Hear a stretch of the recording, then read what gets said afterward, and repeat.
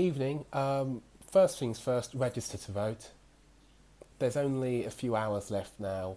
This is probably the most important election Britain's had in, I think, a couple of generations. I think it's comfortably the most important of my lifetime. And if you don't participate in it, I think you're likely to regret the result.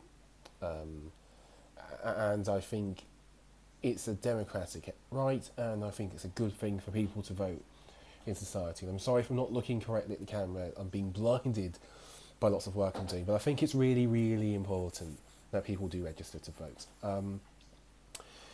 Next thing, Sturgeon Interview, they did a video on it. Long story short, she doesn't have to do as much as other people do in these videos, but they're really important, by the way, the interviews. Um, you've got, for instance, Andrew Neil, and he did the first with Nicola Sturgeon just earlier. But the thing to remember is that this is one-on-one time on national TV, and it's better than a debate. In a debate, you're constantly interrupted, etc., etc. And now Andrew Neil is the best in the business, or at least one of. But if you can come out even with a draw on top against him, you can make a big impression. Jeremy Corbyn's on tomorrow. I think he needs a big outing. Not in the sense that everything's been terrible in the Labour campaign. It's actually been reasonably good, but the needle needs to start moving quickly now. And is it just Toy Wobble week? Who knows? But there isn't really much time left in the grand sense of getting things to filter through to people. And not much has filtered through to people in any sense so far during the selection campaign. Another thing that's happened, there has basically been this huge story at the BBC in terms of the editing and stuff. And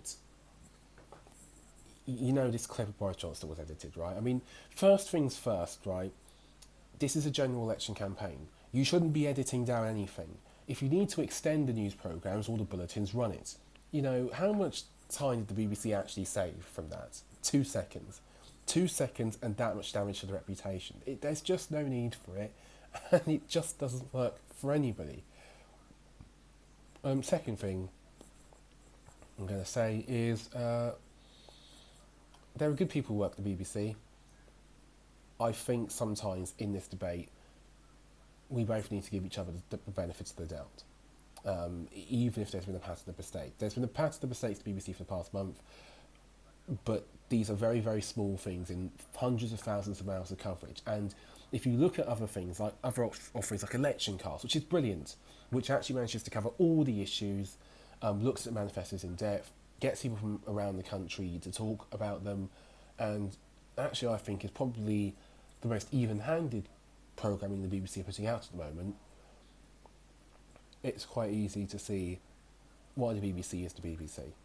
And I really hope that it comes out of this election with its reputation at least intact, because most people still do trust it. You wouldn't think so from looking at Twitter or whatever, but most people still do trust it. Right, onwards. Lots and lots to come this week. Watch your space Wednesday, watch your space onwards. Thanks very much for tuning into this update of the diary, and thanks to Dave Stewart, our tremendously hard-working editor.